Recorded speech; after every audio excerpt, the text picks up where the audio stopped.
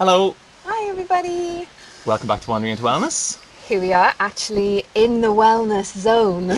Gosh, it's so beautiful! We spent the last half hour gushing about Layla's house. What? Anyway, so yeah. Hopefully you can hear the lovely sound of the birds and the water, and you'll get the vibe of the beauty of the place that we are in. But here we are today with Layla. Hi. And Layla is a postpartum doula and a 5 elements acupuncturist and a mum of 3. And we are going to be talking about that whole journey from pregnancy into postpartum and motherhood, and that whole transition and what it means and all the far-reaching effects that has on everything in your life, really.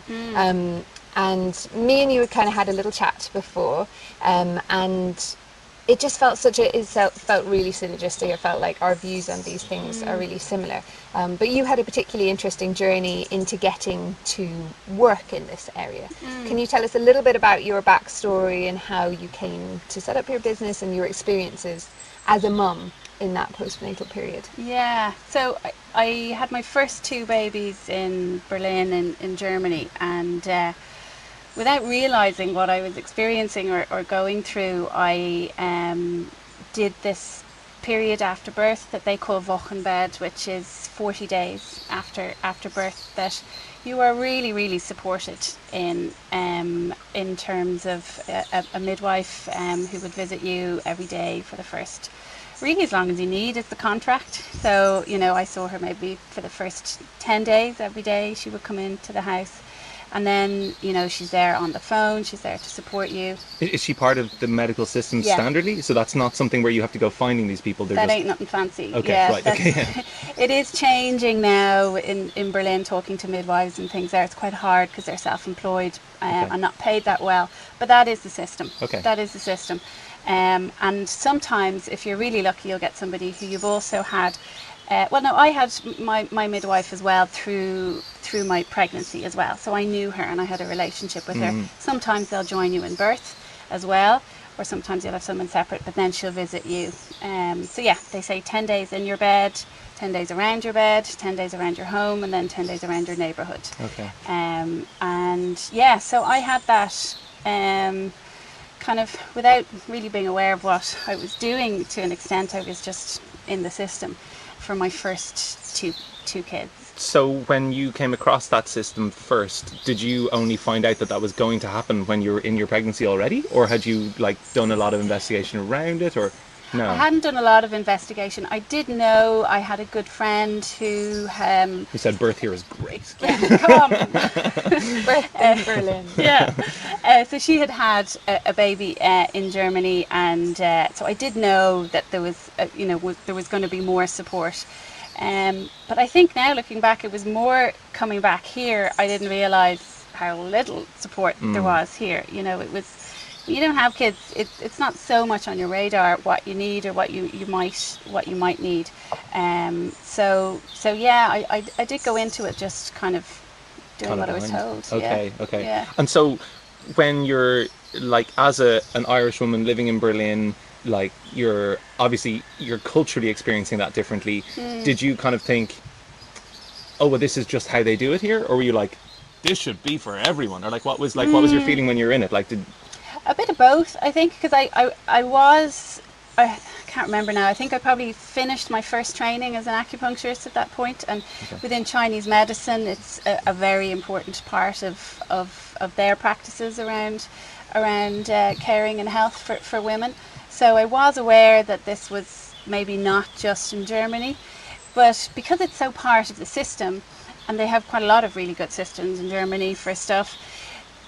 Yeah, I don't know how much I analysed it really. It's like that, of course the trains come on time thing, yeah. Yeah, a little bit. Why would it be done differently? Yeah. Well, of course you don't pay for your, children to go to the paediatrician, all that kind of stuff. Yeah. So there was a little bit of that, but talking then to people here, having babies around the same time, you could see a real difference in that. And yeah, I was very much then kind of thinking, yes, this should be for more than just the Germans. And so we don't think of the Germans as a super touchy-feely race, right? And I know that's definitely a misperception. But culturally, can you like there's still a thing, right? There is a cultural stereotype that's somewhat true in terms of, I mean, Ireland is the Ireland of the welcomes, whatever. Do you know, like that you'd expect that almost to be here before Yeah. it was there? What do you know why, or had you?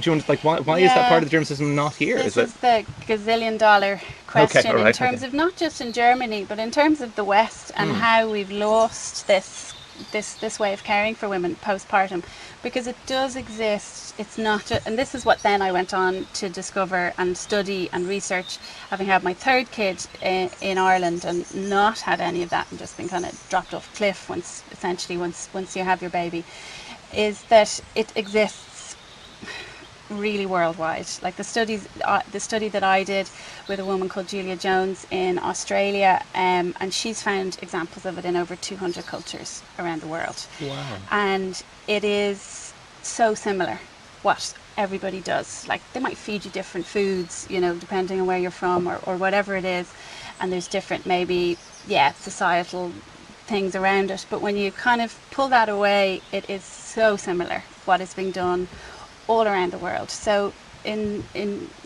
what happens in Germany has somehow it's cultures looking at what women need after birth and responding to that intuitively almost. And I wonder, and is we've lost there that. like an efficiency thing as well? To getting them like back in to- Germany, That was my you other know, point. it's like Yeah. they do things that work, that make sense. And That's if it. you look after mothers postnatally, they're going to be feeling better, they're going to have less immune system problems, they're going to raise their children better, they're going to get back into the workplace and be more effective quicker. It's practical, Absolutely. right? That's the other thing I forgot to say. But that is exactly it. I think it's not some touchy-feely, you know, it is in the experience of it. It's very womb-like, it's very caring, but it's super practical and it's super, you know, efficient, as you say. Do you know what I mean? It's going to cost the health service way less for a woman to be cared for by another woman, mostly. It doesn't have to be, but you know, that's the way it tends to be, for 40 days after birth, and to be on call on the phone if she has a question about breastfeeding or whatever, so that you don't have to give her antibiotics for mastitis, so that you don't have to treat her for postnatal depression, for a whole host of autoimmune diseases, for all of that, for the rest of her. Like the studies now, this is outside of any alternative health. My sister-in-law works in the NHS as a women's health pelvic physio, quite like Elaine, who I think you had on as well on the podcast. And she says now that there's really interesting studies showing the impact on menopause for women who aren't cared for, and this is within the pelvic health realm, correctly after birth, or have certain things looked after right down the line to menopause. Fascinating. But So, it's, I mean, and when I Ching did, ching, you know, it's it just on makes that, sense. like, logical. And, you know, and I think it's the same way too. when I did training in menstrual health practices and how we approach our menstruation and what we use during that time and how we plan our month around that stuff. There's loads of studies that show that if you don't connect with your menstruation and look after yourself and your body during your menstruation, that it comes back in menopause in myriad Yeah, ways. So it absolutely. totally makes sense. I mean, it's looking at the whole of womb life, isn't it? Yeah. It's not just going, your womb life in terms of the system even ends just when the baby pops out. It's like, you know, you might have Yeah. another baby, you might have another baby, you know, that could go on for a while, and then you've got menopause afterwards. And, you know, when you're looking at things like hysterectomies or prolapses or any of those stuff, those things, apart from being, you know, traumatic for the woman, it's expensive for the state, and the care Yeah. for that is expensive, and prevention is always better than Yeah. cure in this, Yeah. you know, just even from a financial point of view, it makes sense. I remember hearing when Leo Varadkar was Minister for Health, what's that, it's like 6 or 7 years ago maybe, or longer, him saying that we are moving towards a preventative healthcare model. And I was like, oh, exciting. What happened? Like, nada. Like, it's the Yeah. same kind of triaging approach to everything. It's like, like this constant firefighting kind of panic mode. Yeah. It's quite strange that, like, I don't know, that we... What I find really weird is that, like, for some reason in Ireland, like, so in Germany they have like the commissiony, right? So they have that, you know, the thing where it looks at like what naturopathic or nutritional herbal interventions have grounding and basis in evidence-based science. I know, fine, whatever. But they look at them and then they adopt them. They're like, cool, vitamin E's been shown to do this, marshmallow's been shown to do this, peppermint's been shown to do this, fenugreek's been do this, and so they just use them. And so you can get them prescribed, or you can buy them in in one of their many versions of health food store pharmacy things that I don't really fully understand, because there's like I still 15 don't. types. I've been there for Really, many years. I'm glad to hear it. I went on like a few field trips. I was like, what am I in now? I don't. But yeah, so like it's so strange that when that is there and accepted, and those are humans and those are scientists, that Ireland for some reason decides we've got a better version of what the science is here. It's like, no, of course we don't. Like, we're playing catch up. So catch up and follow the people who are doing it and doing it well and doing it in like that kind of idea of medically led compassion. Like, it makes, and we would Jane Uyghur we had on the podcast before, who like did a PhD in compassion medicine, and all of the studies show that it helps in the long life, life expectancy, in terms of like follow-up care, like repeat infection, all that sort of stuff. It's kind of confounding, because it's kind of smacks of like, for like some sort of bizarre belief system that we just don't do it. It's maddening. It's such a big question. I did an interview with Dominic McMullen for Image magazine online, and she was writing about postpartum care in Ireland, and she asked me the same question: what is it about Ireland? And to be fair, it's not just Ireland. It's the UK, it's the US, it's Canada, it's many places. What is it about our system that has kind of lost that, or dropped the ball, or is doing this firefighting? And it's a huge question, and it gets into a whole how we would treat women in general, and within the history of Ireland. I think it really does have to look at the value that we put on a woman versus the child, and we really do respect. When we're pregnant, we're really looked after and really cared for in the Irish system, and I experienced that. I spent 3 months in hospital with my third pregnancy, and in the public system, and the care was extraordinary, really extraordinary. But there's a dissonance there, that when we give birth, the emphasis shifts suddenly. You're like back in the bed, and they're like, baby is born, cool, let's look after this thing. Yeah, and it shifts so fast. And it becomes, I think the other thing about it is we somehow started pathologizing the experience after birth as well. So really natural experiences that I get women contacting me from posts or whatever that I've done on Instagram, or and saying, I just thought, I've been Googling what's been wrong with me for months and months and months, and I'm now discovering there's nothing wrong with me, that actually this is a natural process, and it's a natural cycle, except for the fact that it shouldn't be so hard and shouldn't be so difficult, because we're not supporting the women within it. So instead we pathologize it and say, you've got anxiety, you've got postpartum depression, you've got whatever it is. So as a man, I'm not a father, because there will be some male non-fathers listening to this, I hope, at some point. All two of you, please, more than two of you. But I'd be really interested to know, why do you think women fall into that state of, let's say, I know to use the pathology description, but postpartum depression? Like, what is it that leads to that internally? I know externally we're saying they're not supported, but internally, what's the process? Such a good question, and it's a huge question, and I'm coming across and working out the answer at the moment. But what I think it is, and what I've just signed up to do a year-long study on, a course on, is this idea of matrescence, and this idea of a woman this becoming a mother, and it's not the only rite of passage, so you don't have to be a mother to experience this a transition like this.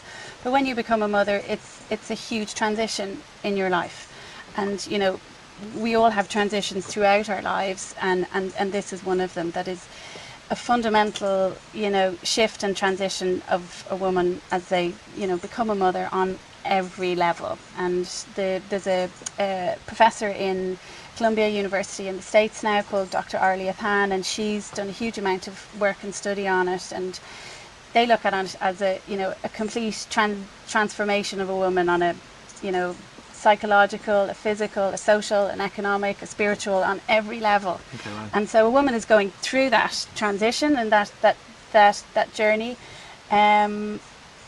without any help. and without any words for it and without any framework for it. So it's not that, I don't think anyway, I don't know if there's any answers to this as of yet, but there's studies going on at the moment, that it's not that if you're supported in your postpartum that you won't have all these emotions and these struggles, but instead of, you know, them just being in free fall with it until they hit rock bottom, which is all of the stuff that we see, and the highest, you know, killer in women under you know, postpartum up to 18 months is suicide in most of the Western world. In New Zealand, Australia, UK, Ireland, it's the highest, you know, killer of women in the first 18 months. That's crazy. Which is crazy. It's a shocking statistic. So, you know, I think it's the fact that we're not supporting women in that transition is what's causing all of those issues. But I do think we have a transition and a change. I don't know how you felt when you gave birth, but there's a change in your outlook and your identity and who you were before, and now you're a mother as well, and there's all the ideas of what a mother should be, and then there's all, you know, a successful woman and achieving and all of that, and we're trying to work all of that out. It's a slightly kind of schizophrenic thing almost, isn't it? It's the work I'm doing is with a lady called Amy Taylor-Kabatz at the moment, who we were talking earlier saying, you know, Australia seems to be where a lot of this is coming out. She's Australian, but she talks about an inner split. So you have this split in you after birth, and it's trying to kind of navigate that, I guess. That's really interesting. There's so many levels to it. I mean, even when you're thinking about that transition thing, and you were talking about burns are just coming in on you. Between two ferns, remember that one? No one watched it? Okay, sorry. When you're thinking about, you know, the difference between support and not support, what came to me was, I've been doing a lot of reading recently and listening to podcasts and stuff coming up in books about ayahuasca ceremonies, and the difference between if someone took ayahuasca on their own and then went through all the stuff that comes up without anyone holding that space and there to guide them and to tell them it was okay and help them to interpret and make sure they were okay if they were being sick, or, you know, let them know, and someone being held in a sacred space by someone who was a leader, who had been through it before, who knew what was happening, and allowing the same feelings would come up. You know, they're still going through these, you know, traumatic reliving of fears and transition and like looking at those hard things. But to do it when you're supported and you're being held and guided by someone who knows and who's been there before versus being on your own, I mean, the outcome is vastly different. It's like free falling versus growing. Exactly. Right? And I think it's like that, isn't it? And, you know, when you become a mum, it's like, you know, that thing of the split, it's like, it's even more than just one split. I mean, you're split because now your heart is outside of your body in your kid. So you've got your heart, and then you've got this living, beating heart that has gone away from you, and you're literally split into you and them, and you're constantly trying to go, my needs, their needs, are we the same? I don't know. We've been the same, now we're not the same. When do we stop being the same? When is that period coming? And then we also have, I'm a mother, I'm a partner, you know, I'm maybe a business owner, and I'm also my own person. And how do I marry all of those elements? Because all we have is this template that we've seen in a million different movies or books of how to be a good wife and a good mother and to do the right thing and to be a good girl. And sometimes those things, you know, they inhibit us massively. And if you got to the point of being pregnant and hadn't done a heck of a lot of inner work so that you were, you know, recognizing your self-worth and your value based on internal kind of whatever barometers, as opposed to whatever the outside world is telling you, I mean, that's incredibly, that's like a calamity. I mean, that really is, that's a recipe for disaster, isn't it? To like, to ask that woman then to kind of like find yourself, understand your value, understand all the values of all the people around you, how to mesh those relationships together, how to make everyone else happy with each other, how to like be that kind of like that matriarchal figure as well, because you suddenly just kind of are, like whether you like it or not. Like, and feed a baby every 2 hours. And have no sleep. You know, at your most vulnerable time. Yeah. And come into yourself. And also the thing about postpartum is that there's, you're suddenly being made to make all these decisions that you're not trained to make. I mean, that's what I really felt. Even though I had worked with babies for years before I had my own baby, my baby was actually nothing like any of the babies that I had ever worked with, so that was that. No template. Yeah, there was no template there. But every choice that you're making, like, do I put them for a nap now? If I let them sleep through this nap, does that mean they're going to sleep worse at night? Do I wake them? Does that mean I'm making them go into a habit of wakefulness? You know, do I feed them before 6 months because they happen to be sitting up and they happen to be reaching for food and they happen to be gone through those reflexes? Or do I wait because it's going to make their gut better? You're just making those decisions in a vacuum on your own, and there's just you just going, and everyone is going to have a consequence that you're going to have to live through. You know, and it's really hard to do that and to feel strong enough to do that when you're really sleep deprived and really vulnerable and probably on your own. That's the reality. Yeah, I think what makes it even harder, those decisions are really hard, and the decisions you make for baby number one won't be the same for baby, so you have to do it all again. You have to reinvent the wheel based on a whole new human being.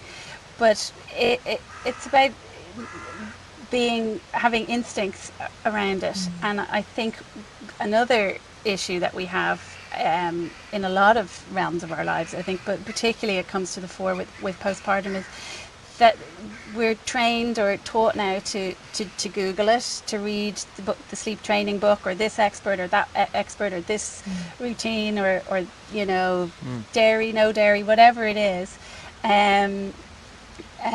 rather than sitting with our baby and saying, no, I know my baby, I know that he needs to sleep for another hour now, or I know that she needs whatever.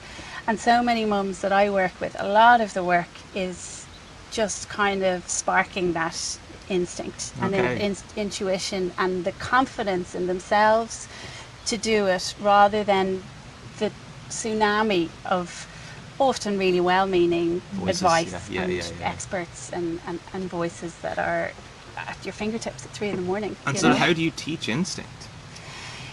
You teach confidence. You don't teach confidence, but you build trust, a woman's self-trust and self-confidence, and you know, asking questions of like, but what do you think your baby needs? You know, and often like that's quite a revelation. Pretty confronting as well, though, right? And quite a confronting. But like, I don't know. That's you know, yeah.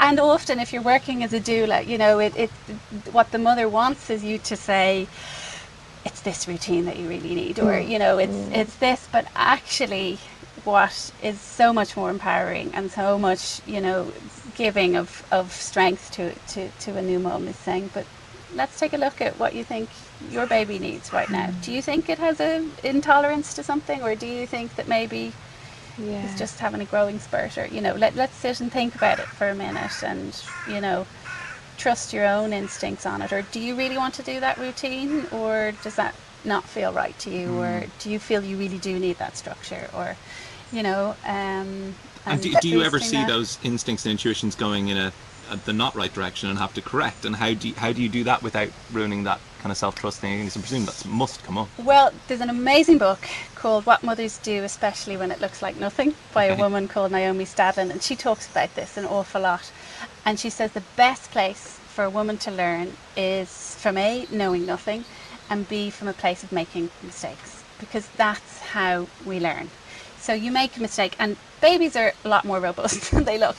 We can make a mistake and they'll be fine. You know, we can stretch their nap or cut their nap, or they'll be okay, you know. And evolution has evolved, and it's meant for us to kind of trial and error, to try something out and say, okay, that doesn't quite work, or that's working for now, but now it's changed. And, you know, so, and also a mum is going to know really if it is working or not, if she sits long enough with herself. So it's not my job to say, I think that's not really great for your baby, because also what's great often for the baby is what's great for her, you know. And I might need, you know, a routine, you know, that's quite strict and structured, whereas she might just need to, you know, be in a kind of a messy womb and, you know, let everything go belly up for a while, or, you know, I might need to bottle feed and she might need to breastfeed, or whatever it is. So it's not a one size fits all thing,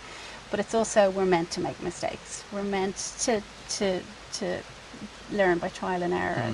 I think And what's really interesting listening to that is what a lot of the work that I've been doing recently in, kind of therapy and exploring different things about my past is really identifying clearly for myself that as a woman, as myself, but also I think this is a general thing for lots of women, we've grown up learning to be the people pleasers in the household and to make everyone around us feel okay and to put their needs like before... a note. Yes, you're like, I know. To put their needs before ourselves, to the point where we actually aren't able to separate, is this my need or is this the need of the people around me? And it's something that I've really worked on realizing in the last 6 months of often my knowing, or what I thought was my knowing about an instinct of something, was my instinct for what's going to be best for the general group of people around me, not necessarily what's going to be best for me.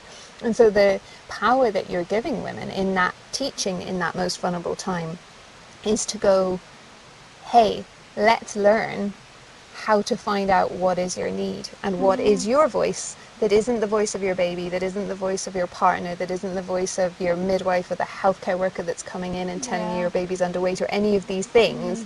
It's like, hey, let's learn to identify where is your voice in all of this. And that's what we need as a mum is, there are so many moments when you're making decisions that are going to make you, it can make you an outcast or make people really question what you're doing, and you need to be able to hold fast to the truth of, I made this decision with the best of my knowledge at that moment, thinking that that was the right decision at that time. And that's a really, really hard thing to do, when you're faced with all these different things, and when you're faced with social media showing you this picture perfect image that you're constantly shown like 200 times a day. It's hard to stay in your own compass then at that time. It's something that, even outside of motherhood, I think particularly with social media and everything, to kind of keep that anchor of yourself within the storm of everything going on. And I was saying this to a mum the other day that I was working with. It's not that we can't take advice or learn from other people or go, that's a brilliant idea, I'm going to try that. But it's just having this kind of an anchor or a check-in point or something to go, that's brilliant for you, but that's not going to work for me. And that's okay for us all to be a little bit different, rather than being, oh my God, she's doing that and she looks really happy, I should be doing that. Or, and just being pulled this way and that way and that way, and just having some kind of something that you can come back to go, okay, I'll try that for a while, or, that doesn't actually sit right, and that's okay. And it's just that inner confidence. And I think, going into it, and we talk about this looking at the matrescence thing as well, we're coming to motherhood with like generations on our shoulders of so much ideas about how we should excuse me, please other people, or be a good mother or be a good wife. But then on top of that, now we have, that we should be a successful woman. Yeah, we should be growing like this. This and outward thing. Financially independent, and I certainly have all of that as well. That we need to stand on our own 2 feet and have society recognise us and be out there in the world, and we can do as much as a man, and all of this stuff that feminism brought to us. That kind of second wave that came, but now. But we also have to be a really good mother, and we have to be at the school gates, and we have to do the Halloween costumes, and we have to do all of that. It's everything on top of everything, basically. So you're kind of damned if you do and damned if you don't, to a degree. So it's trying to, even just saying that, I think is quite,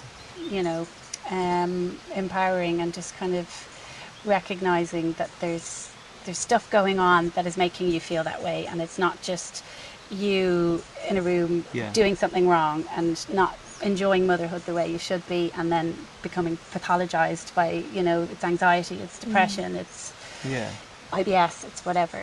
And so I don't know if we actually should have asked you before we started recording, but do you mind speaking about your own personal experience within that? Okay, I do. You do. Okay, so this has been a great interview. No, absolutely. Brilliant. Phew.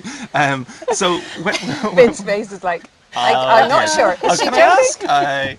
Of course. Great. Sorry. But like when you had your own birth experience, your first one, and you were kind of getting into that situation of being doulaed, what, like, did you have? Were you good at that? I don't know if good isn't the right word, but like, did you have a strong sense of kind of, a barometer internally to be able to kind of take stuff from, or like, how did you learn, and how was your journey within that? There's two things within it. One, in terms of having the midwife, and she would have been a midwife rather than a doula. But yeah, but she really did form a lot of the role that a doula would do as well. But yeah, the way that she would do it would be, here's some suggestions that you do grab onto for dear life, but it would be very much, let's try this, or she would work with you rather than.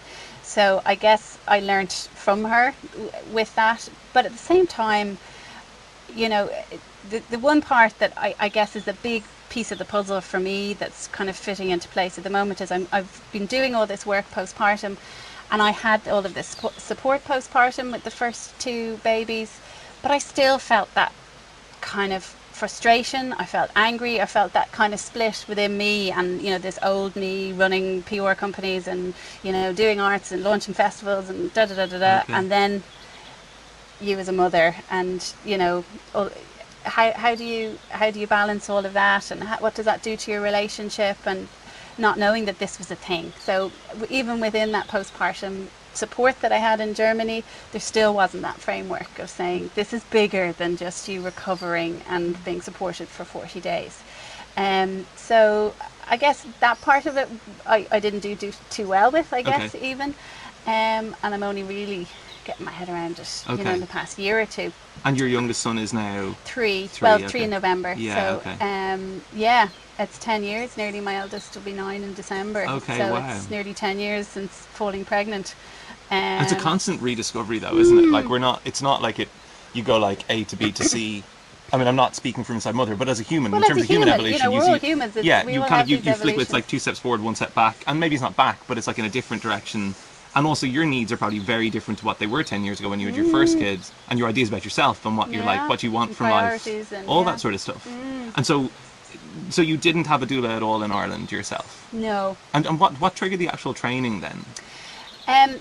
I had a mental pregnancy and talk to us about this 12 weeks in hospital.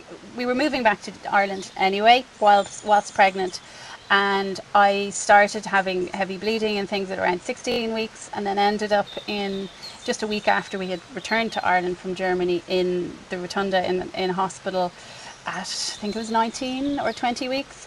And there I stayed until 32 weeks, so I know it well, the good old Rotunda. I bet you can find the fire exits in the toilets at every level, That's where to get some extra bits of jam for your toast. And all that thing. But so, and then he came 2 months early. He came at 32 weeks, so there was all of that. He was fine. He was a healthy baby when he was born. He was just small and needed some supports, but I was very blessed with that. But I was back. There was some very lovely neighbours that we had, but I was away from family still, and no support network around me as I would have had in Germany, of friends, around or whatever. And there's a public health nurse who visits you once or twice and weighs the baby and does her are you depressed, are you suicidal kind of scan, and not, so off you go. There's no holding or and is it just support. Like yes no answers? Is like what's she asking you? They don't do a quiz with you unless my understanding is unless they feel that you're in need of a check, but that's what they're there. That's the kind of that's the baseline. Are you there? Otherwise they're just you're sussing fine. you out. They're looking like, are you crying all the time? Have you got dressed? What state is your house in? That's what they're checking in on. There's no. So basically, you're capable, managing. but you might also be suicidal and capable. Like that's a thing. And very lovely nurse who visited once or twice in the home, and then you would go out. But there was no support or system, as anyone who's listening in Ireland knows. There isn't that. And it was a much more traumatic experience, the whole pregnancy. So you would have thought you would need more supports and more. And I just felt so different after it. I was much more anxious. I was much more wired. I was much more teary. I was kind of up and down with my emotions an awful lot more, really unsettled. Do you think that was because of the difficult pregnancy? Or I don't think the pregnancy, actually. No. I think it could have done with some processing of the journey of that. But I think it was the postpartum. I really do. It was the minute the baby's born, it's up in an incubator. You've no rest. You're in and out. You're pumping. You're nowhere to sit. There's no home and in your bed and a womb space, which was a slightly more extreme experience than a lot of women might have, but not that much further away from, I think, what a lot of people experience after birth. And I at least knew something else, you know. So to answer your question, with that journey, I think I really just went, okay, what I had in Germany was really important. And oh my God. And then talking to friends who would have babies and were feeling very similar to me, and realizing there's so many women who are going through exactly what I've gone through, really. It's not just that I've had a kind of extraordinary experience, and they don't know that it should be different. They don't know that they deserve support. They don't know that this is a transition, and they think there's something wrong with them. And that just, yeah. So how recently did we lose doulas in Ireland, do you reckon? Like, is it like, if you go back a couple of hundred years, are we like, is there a community mothering approach? Like is the doula essentially a replacement for having a mother there who's kind of in your house with you? Like, what, like, where did doulas go in Ireland? Where did they go? I feel like we're that type of culture. Like, we're so old herb medicine. Like, it's definitely us. Like, we're very rootsy. I have so much information about so many cultures around the world, and I find it so hard to find information out about what happened in Ireland as a support. So if there's anybody listening who has access to that kind of, or it's oral history, and it's the same as a lot of kind of, you know, work that women had done. It wasn't written down, it wasn't recorded in that way. So I have one friend who has actually lived in Berlin, but her grandmother was a midwife. I would have birthed a huge amount of babies in the community. So there were women who worked in the community, and you know, cycling around on their bikes and delivering babies across the country. The Rotunda was called the lying in hospital originally. So you would lie in, which is the kind of, you know, or confinement is what it was known in the kind of UK and Ireland. Jesus, I know which one of those I like. Yeah. What? So confinement is what it was called, and so it would fit in slightly, you know, when you end up kind of with the layer of church on it and everything, you had to be churched before you were cleansed after. So you had to stay in until a certain point, and then you were, I think it was called churched, where you were, you know, a ceremony was performed or something that you could go back into church. So that was confinement. But lying in was, you would go to hospital and you would lie in for 2 weeks after birth in the hospital. So that was the original name. I think it's written somewhere still in the Rotunda, the lying in. And that's up until when was that happening? Well, I asked my mother-in-law had 4 children, and I said this on another podcast, and she texted me to say I hadn't said it just right. Oh no, we're about to make the same mistake again. But I think with her, at least with 1 or 2 of her children anyway, for sure, she went to a nursing home. For some of my husband's is mid-40s, mid-40s, but she would have gone to a nursing home for 2 weeks after the birth of each of her, or some of her children at least, to rest, you know, and that's 40 years ago. So yeah, I have very little information comparatively about Ireland. So And interesting. can we talk to, I'm really interested in, because, you know, I would have grown up and gone to various different countries like Nepal and India and Sri Lanka and all Africa, and loads of interesting places, and lots of those places have traditions around this. And it's such an interesting thing, I think, to learn the different words they have for it and the different traditions. Can you speak into like a couple that you can think of from other countries? So yeah, in Mexico they call it la cuarentena, which has that kind of quarantine idea, but also the 40 days. 40 is, you know, I think that's Quarantine is 40, so that's the 40 days. In Korea they call it Sam Chalil. My pronunciation of these is probably terrible, but so, and again similar. Most of them are 40 to 42 days, no matter where you go. So we had Wochenbett in Germany, and then in China they called it a few things. They called it Zoyetzi, which is sitting out the month, or the golden month, and they also call it the gateway, which I love, which is this kind of period of time where you kind of get to pause before you go into the next chapter. There's a beautiful story. I think that it's a Tanzanian tribe, it's a Chagat tribe.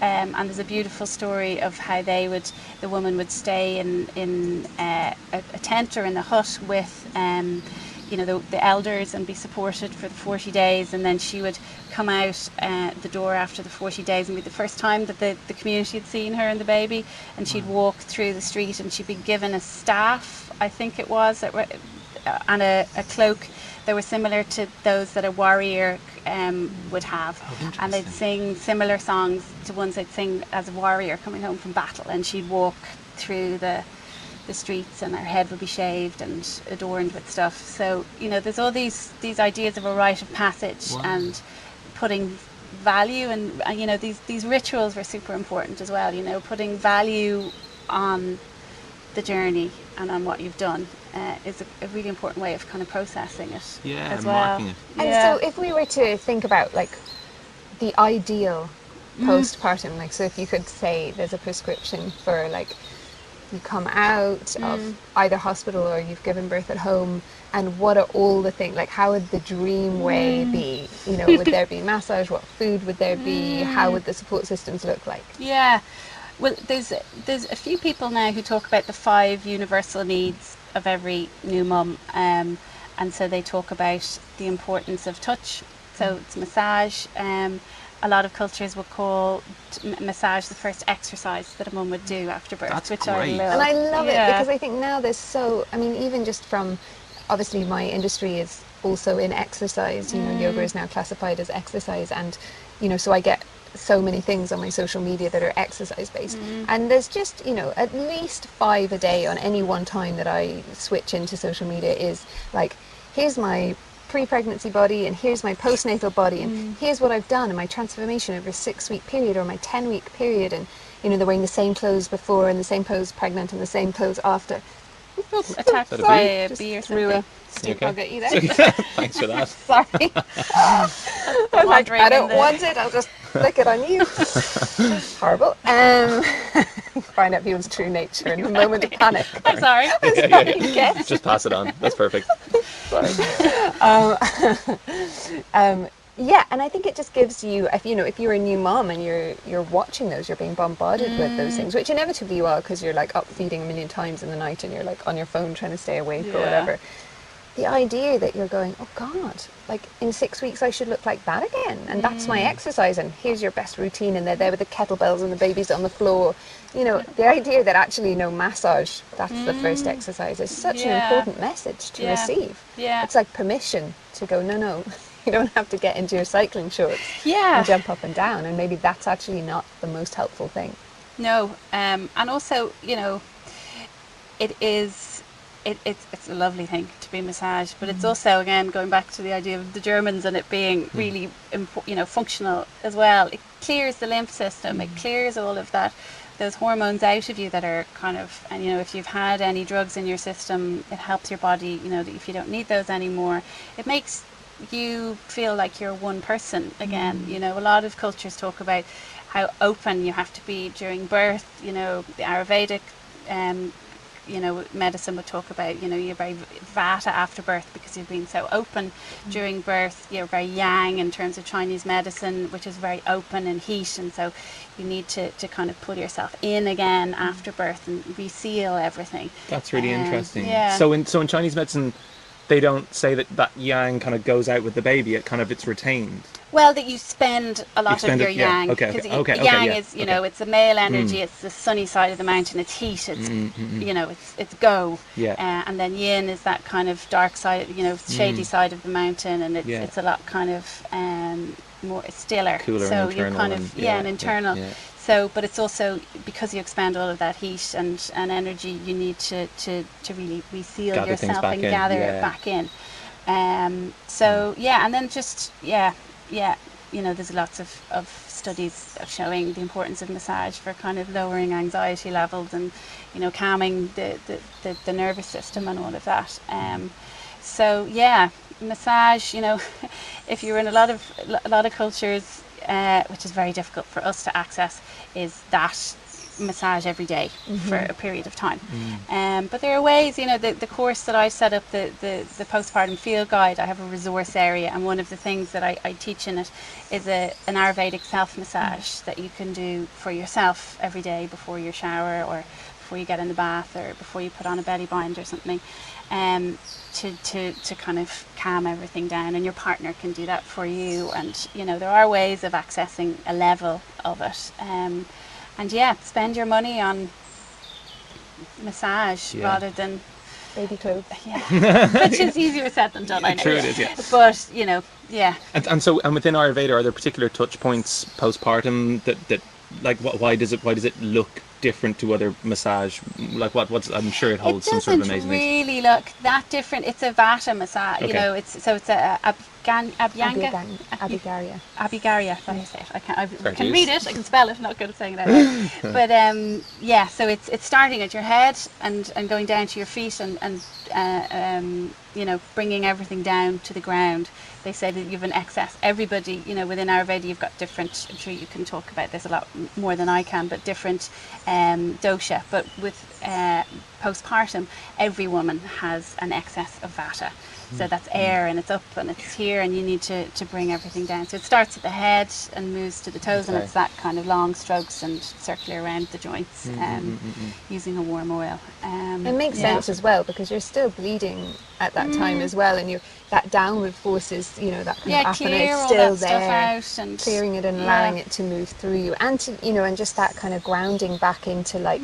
Here's your place. Exactly. Here's your home. This is where you are. Here are the important things. Is that down space, isn't it? And not trying to get back into like, and now what next? And how do I move forward? And what does the next few months look like? But trying to stay really in that present day, each moment thing. Yeah, absolutely. So, another area kind of within that, which I'd love to. I don't know how much you deal with nutrition and food with postpartum as a postpartum. Like what do you recommend, or I know it's going to be different in every person obviously, but are there particular foods and types of eating routines that work particularly well to help recover? Or? Yeah, I think again Ayurveda is really good on it, but again, same thing, looking at those 5 universal needs. One of them is warmth, and also then good food, and so the foods should always be warm. So again, that same idea, you know, with Chinese medicine, that it's all very yin, and you've expended all of that warmth, and you need to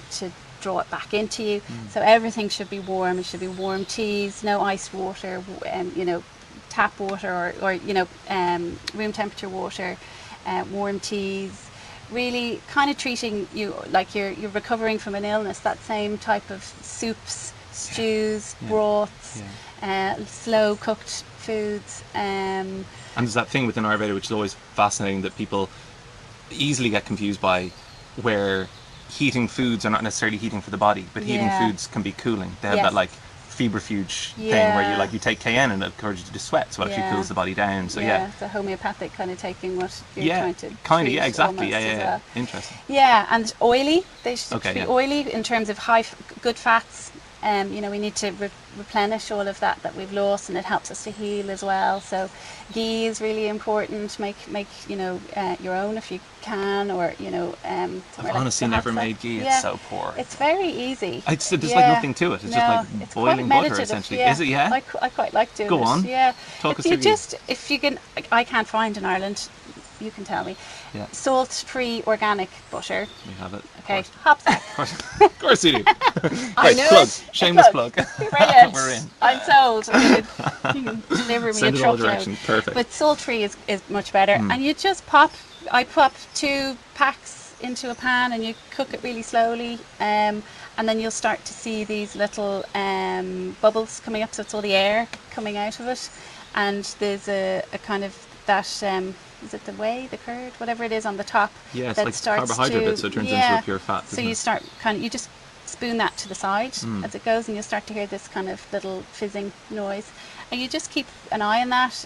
If you do it with a clear bottle, like I use a Le Creuset one, so you can see the colour rather than a dark pan, you'll start to see the bubbles slowly reduce, and the bottom of the pan starts to just kind of go a golden colour. Okay. And the butter will clarify suddenly. It'll become like oil. At the beginning it'll be, you know, murky, and it'll suddenly become like a really golden oil. Nice. It does sound like a meditation actually. Yeah, it's lovely. Nice, and you have to stay with it, because it'll burn like that otherwise sometimes. And then you just pour it through a muslin or a sieve or whatever, and allow it to cool. And then they say you don't need to keep it in the fridge, but I do. Yeah, I think had it's one like or the two most mouldy temperatures. Oh, really? Yeah. Okay, fair enough. That's different. Yeah. Okay, frigid is fine. which is probably I haven't. It's getting all the quite impurities all the off. impurities It's out. tricky that though. So I think. that's, Yeah. I think it's. We're not working in laboratories. We're in real life kitchens. So I yeah. use my fridge. But then you can put the stuff you take off the top or that gathers in the muslin into your porridge or whatever, and then you just put it on everything. I put it on porridge, I put it on rice. You put it, add it to a soup. It just makes everything taste amazing. And do they use ghee like externally as well in Ayurveda? You might be able to answer that more than me. Actually, it's weird. I don't think I've heard of it, which is it just came into my mind. They use sesame oil a lot for massage. Yeah, because it draws heat as well. Doesn't it? Sesame oil is great for that. I have to look into that actually. I'm not sure. I have an amazing book called Almond Eyes Lotus Feet, and it's different traditions from India that they used and stories around those traditions, and a lot of them are postpartum kind of stories and rituals and massages, and yeah, it's lovely. It's a lovely book. My mum bought it for me in India. But that's really nice. I wonder, it's a while since I've read it, so I'll check back in and see if I can find out about ghee. Yeah. Put it up in a post afterwards. Yeah. Tag me. I will tag you. So I just wanted to ask two things, actually. We always say, like, it takes a village to look after you and to raise a baby. But what happens if you don't have a village? What happens if you don't, like me, your family don't live in the country, your friends either haven't had babies or they live really far away from you, and you just don't actually have a support system around you? How do you find that support? Yeah, it's one thing that it's one of the reasons that I set up the field guide and started NuaNua was for that reason. I didn't have that either, and in an ideal world you would just slot into this network and there would be these kind of elders that would be passing down the knowledge to you and you would just be there, but that's not the reality, and we live yet we're working on it. We live in these little capsules, I think, to a large degree. So I think the first thing is, as if you're pregnant and starting to be aware of that, is to start, you have to build it, you have to put the legwork in. I think right now it's not going to come to you, unfortunately. So there is, I think one thing that we're really bad at, or I am anyway, and a lot of other women I've worked with struggle with it, is asking for help and showing you're vulnerable and being open in those networks and connections. But starting to meet other mums who are in the same boat and saying, right, let's start with food. I think food is always a great place to start with any of this stuff. I'm a big advocate of setting up cooking circles with other pregnant mums. So some of the people who did my training course made me so happy. They were all living nearby to each other, so they did this food swap. So you cook a batch of dinner for 10 and divide it up, and there's 4 other people, and then you all meet and swap, and suddenly you've got 5 dinners for your freezer. Great. And you've had a nice time with 4 other women. It makes so much sense. Like, you'd think it'd just be happening. You think Netflix would be redundant to this stage when we want those sorts of ideas around, wouldn't you? It's so simple. But people are embarrassed about saying those things. I think you do have to kind of embolden yourself and go, I'm just going to ask one other person and see if they know somebody else, and start with 2 people and do that swap, and find a class that you feel good going to and talk to the other mums, and do start building your village that way. And then things that you should just be there in the system that aren't, but talk to a lactation consultant before you give birth and say, hi, can I have a coffee with you, find out what you do, have your number on speed dial so that you have those people later. Some of these things cost money, so it does depend on budgets, but if you don't have that group of people around you, I think you do have to be a little bit brave about building it and getting the message out to mums that you're going to need a lot of support after birth, and do it now. There's some can't remember where I heard this or what culture or who was who says it, but they say that the 3rd trimester there's very little emphasis put on the importance of it in terms of the mother. It's all about preparing for your 4th trimester. Like, that's what it's there for, so you're starting with that nesting feeling, so go with it.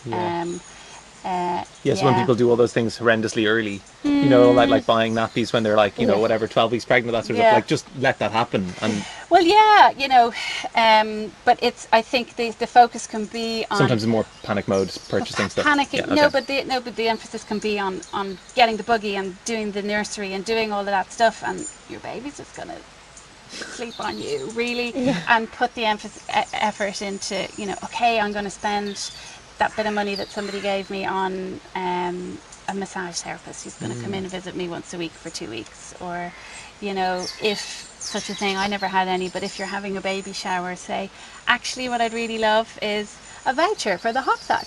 But for somewhere great, yes, you all want that, right? but somewhere that does, or a really good butcher, so that you can do bone broths, or things that you actually are going to really get something out of as a mum, or for a postpartum doula to come in and see you for the first few days, or for a cleaner, and that's what those bits of budget can be spent on. It's amazing, isn't it, though, that in pregnancy, we all really applaud women who are going regularly for massages and craniosacral and osteopath and pregnancy yoga and pregnancy Pilates and active birth, and we're all going, brilliant, do it.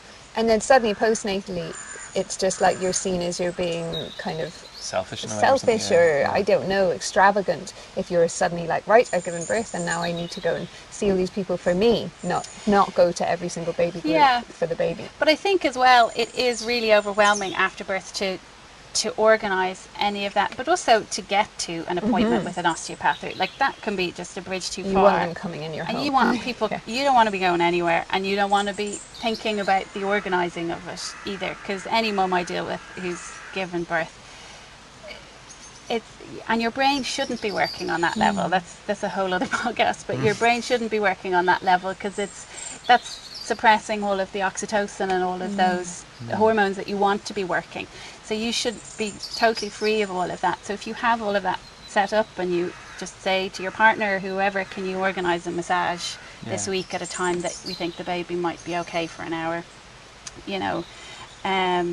that the pressure is also off, rather than it being another thing on a list. Yeah, that's learning to trust others outside yourself to do the things is tricky as well. If you're not used to that as well, isn't it? Yeah, that's another huge thing, is handing over that control for a little while, and being okay. For a little while, yeah. Well, it's not forever.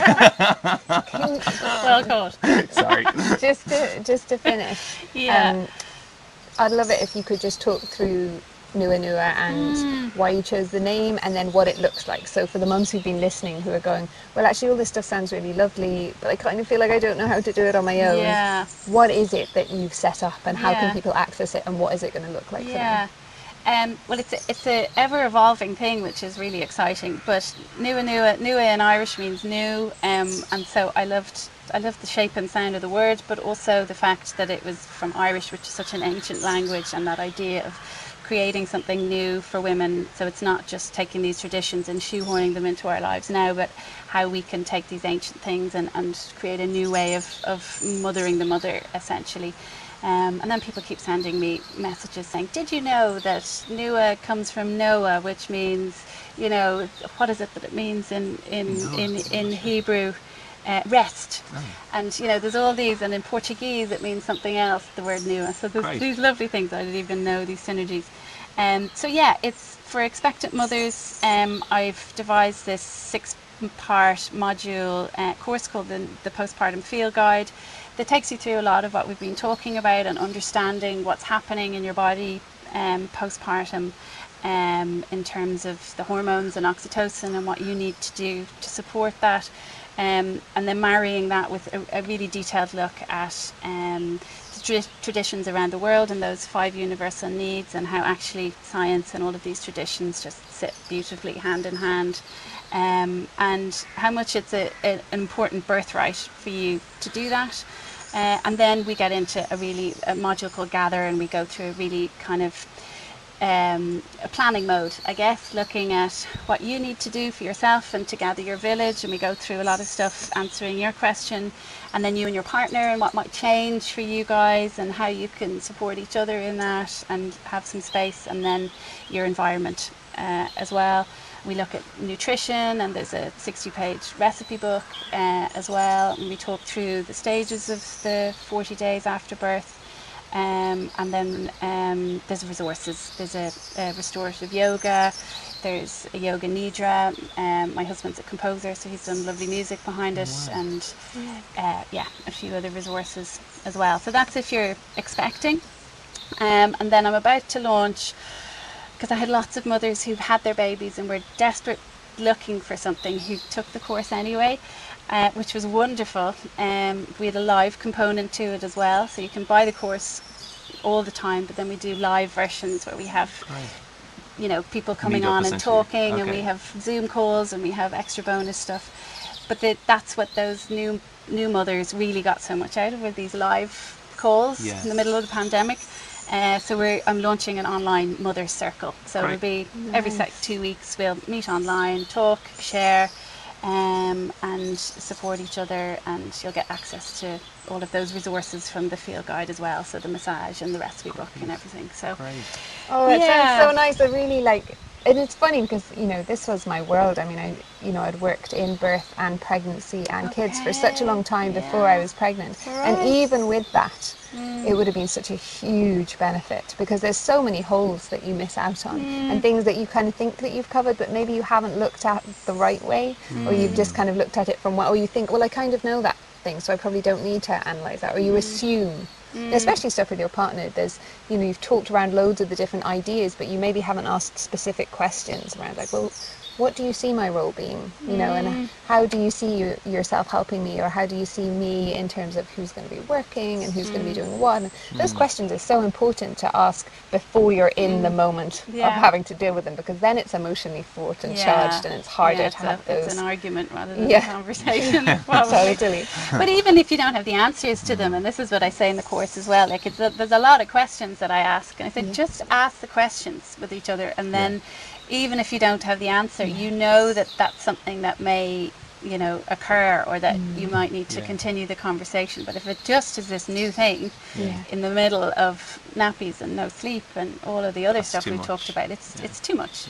It's just, and also I think when you have a question about something, just saying it out loud can be with just somebody who's listening. And also, I was just so amazed by the other mums, or the other mums to be, and their responses. I was kind of going, that's a really good answer. You don't need me at all here. Brilliant. It's just people sharing. There's wisdom there. Totally. Everybody has it. And then everyone comes away feeling great, realising that they know more than they thought that they knew, and that they've got more to give. And then also going, but if I ask, there are answers. And you're in the same boat. Even if there's no answer, just go, okay, there's 4 other women with the same experience now. Because that isolation is such a key factor, isn't it, of feeling like I'm the only one that's like this, and that makes you feel like you're doing much worse, that everything's wrong, and like you said, that these you kind of go into this searching, should I be depressed, should I be, all of these things. Naturally, when you speak to it with other mums, and you're like, oh, we all feel this, we all struggle with this, you're like, oh, well, this is normal then.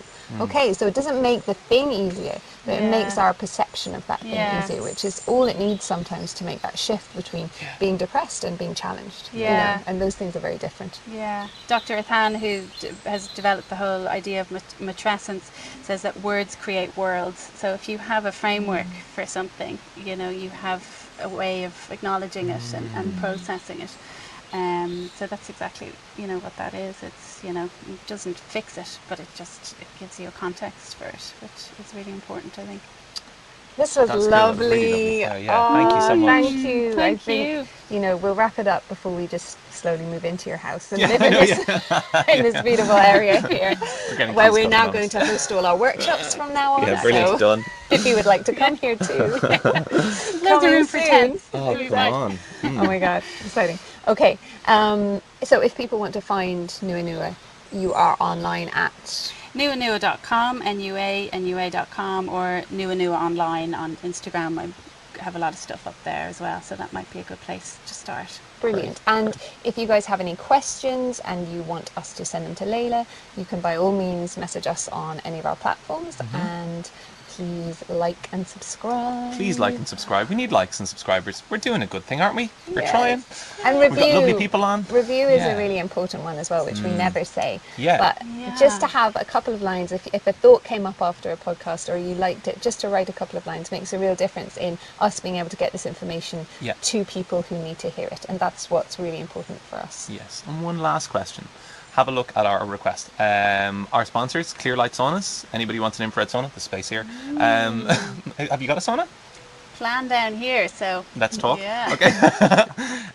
NuZest Nutrition, who are the producers of the finest vegan protein in the land that we've ever come across, and we both use it lots.